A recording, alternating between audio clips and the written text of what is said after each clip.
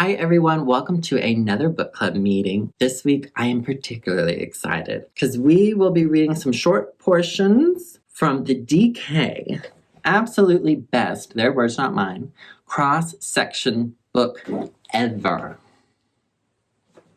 Come on, I'm so excited. It's written by Stephen Biesty, or Biesty, there's his name, but it's all these incredible cross-section illustrations are the most intricate, imaginative thing you've ever seen. I bought this book when I was on pilgrimage 2 years ago. I was like, this is way too big to carry with me while I'm traveling, but it's like, I couldn't stop thinking about it. Book Club has encouraged me to read the introduction to these books, because that's really how you get to learn these authors. So we'll spend a little time hearing from Stephen. Stephen says, 10 years ago, when Dorling Kindersley first asked me to do a cross-section drawing, I was very excited. The task that Dorling set me was to take the great liner, the Queen Mary, and slice through her not once, but several times, like a loaf of bread. I have no idea how to do that. In this way, I could reveal even more of the detail and workings inside her without losing the sense of the whole ship. Now, I fancy myself to be a little bit of an illustrator. I can sort of draw fabric. I can draw lots of different types of fabric, but I can't do architecture. I can't do perspective. So I think that's why I love this book. I'm going to put up this little illustration that's right here because it kind of sums up what's so exciting about his style. On this skull, you can see how he's cutting it apart and then adding all these little people like those guys with the headlamps. He goes on to say, this was just the sort of challenge I wanted. Perhaps I'm still a child at heart, but it is always the details of a story that I want to know. What did people eat in medieval times? Where are the toilets on a space station? Or what? These are the sort of facts that help me to imagine what life might have been like at other moments in history. And then there's this great, oh my God, this eyeball illustration, I'm gonna put it up. Look at this. I mean, it's the best. It's absolutely the best. Obsessed. And here he talks about his collaboration with the author, which I appreciate. I have been very lucky that the author of all of my books, Richard Platt, shares my enthusiasm for revealing this often gruesome and gory side of life. Because I was curious how it worked. It's such an intricate book. Can one person do all the drawings and the research and the writing? It was good to know they're a team. The reason that I'm doing the reading this week and not the Peasant is because we're going to focus on a 2-page spread about life in a monastery. Now, I live in a convent as a medieval nun, but monastery life is similar, certainly more similar than it is to that peasant's experience. And as I've said before, this book club is not to take any credit for anything with these books. Hopefully it encourages you to buy the books and support these authors and publishers, and we're just giving you a little taste. So today the taste is of life in a monastery. And I'm going to try and put up the illustration so you can enjoy it as I'm reading, because really that's the fun of it. So hopefully that will translate to video. Life in a monastery. To become a better, purer person, what would you give up? Would you give up meat and your favorite foods? Talking? Would you give up everything you own? Christian monks gave up all these things and lived the simplest of lives. This picture shows a monastery in the 16th century when they were centers not only for religious life, but of learning and medicine too. So then, as you can see, there's all these little pockets of information which relate to the illustration. So I wanted to point out some of my very favorites. And let's zoom over to the scriptorium. I love the way he draws it. See the little mini monks there, and then he enlarges them so you can see it better. And then he enlarges it a third time so you can see the monk doing the illumination. I just love his setup here. I gotta get one of those at the convent. Here it says, monks could write in all weathers in the scriptorium. When they had worked in the cloister, the ink would freeze in the winter.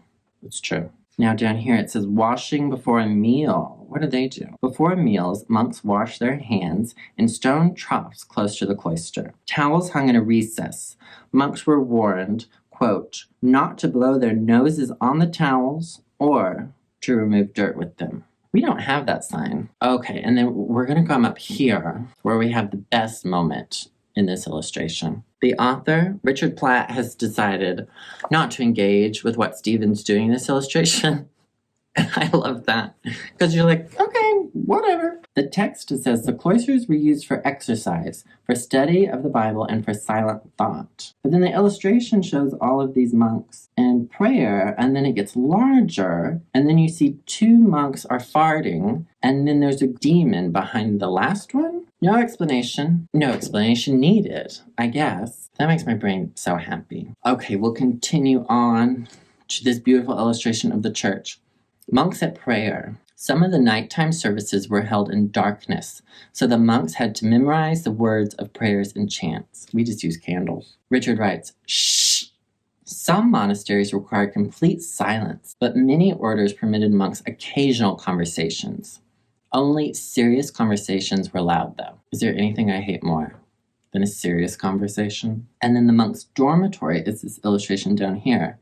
It says the monks had to sleep close to the church because they attended services from midnight onwards. Lateness was punished, and monks took great trouble to be on time. By the 12th century, monks used alarm clocks powered by water. I have one of those. It's very wet. And then we have this little infographic in the upper corner talking about monastic orders, which I thought was very interesting. Richard writes, early monasteries had little to do with each other.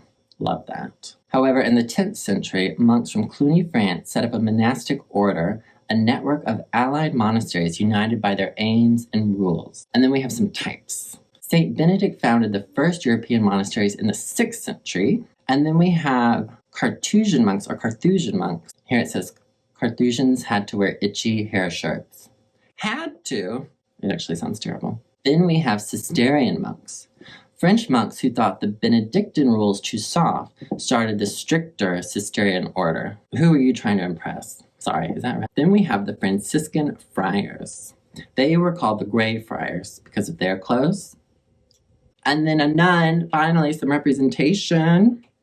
This says Franciscan nuns were called the Poor Clares after their founder, St. Clare, and because of their poverty. Put that together, Poor Clares. I am not a Poor Clare. I don't really know what I am, but I'm not a Poor Clare. I'm sure they're great. And then we're going to end our reading in this bottom corner here, talking about meal times. Great illustration once again. The monks ate a nutritious but boring diet.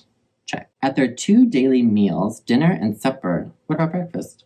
Monks sat far apart and in silence. This didn't prevent communication, though. Monks chatted away using hand signals.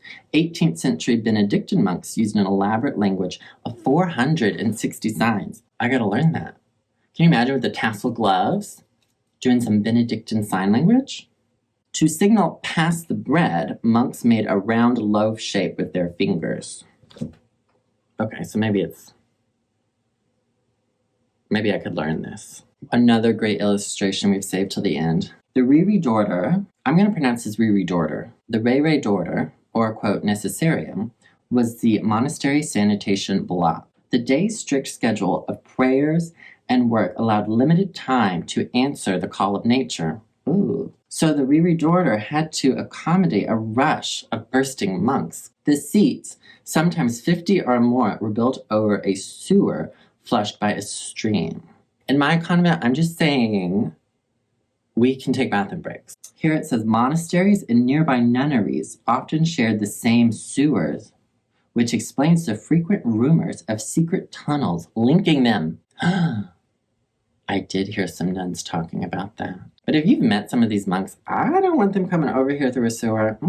I'm good. Stay over there. The ones right by me, they don't really know how to hold a conversation because they're not allowed to talk. And I like a little repartee. Okay, I promise this is the final one. The warming room. Apart from the kitchen, the only part of the monastery that was heated during the coldest months were the warming room. Monks who had been working in the fields thawed their chilled limbs by its blazing hearth, but they were not permitted to linger there longer than was strictly necessary. The convent, it's kind of similar. They don't love you just hanging out there and talking, but I love to talk. Incredible. Thank you, Stephen. Thank you, Richard. That was so much work just for this 2-page spread. Beautifully done. I feel like we've all learned a lot. I can't wait to share some more little excerpts of this book with you in the future. There's a whole life in a castle that's amazingly illustrated. It's so much fun. All right, well, I hope you enjoyed this book club meeting. I will talk to all of you very soon.